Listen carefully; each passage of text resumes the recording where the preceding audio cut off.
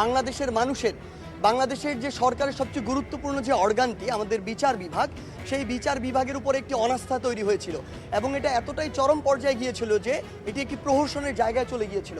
আমরা বিশ্বাস করি একটি দেশকে যদি সামনের দিকে এগিয়ে নিয়ে যেতে চাই তাহলে সবচেয়ে বড় আস্থার জায়গা হওয়া উচিত আমাদের এই বিচার বিভাগটি। সেখানে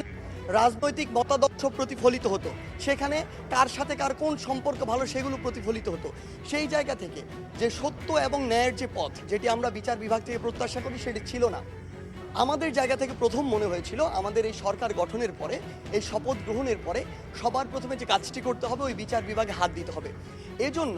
আমরা আমাদের জায়গা থেকে প্রধান বিচারপতি হিসেবে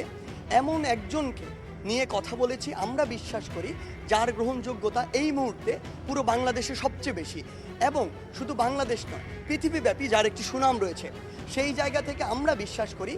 তার প্রতি পুরো দেশের মানুষ তাকিয়ে রয়েছে, কারণ বিচার বিভাগের প্রতি যে অনাস্থাটি তৈরি হয়েছে সেটি অবশ্যই ফিরে আনতে হবে। সেই জায়গা থেকে আমরা বিশ্বাস করি তিনি পুরো বাংলাদেশের মানুষের এই আস্থার প্রতিদানটি দিবেন এবং পুরো বাংলাদেশে এই বিচার ব্যবস্থাটি আর কোনো রাজনৈতিক আদর্শের ভিত্তিতে নয়, আর কোনো দলাদলির ভিত্তিতে নয়, কিংবা আর কোনো মতাদর্শের ভিত্তিতে নয়, বরং যেটি সত্য, যেটি ন্যায়সঙ্গত এবং যেটি আইনগতভাবে ঠিক, সেটির ভিত্তিতে বাংলাদেশের বিচার ব্যবস্থা চলবে এবং পুরো বাংলাদেশের বিচার ব্যবস্থার উপরে বাংলাদেশের মানুষের আস্থা ফিরে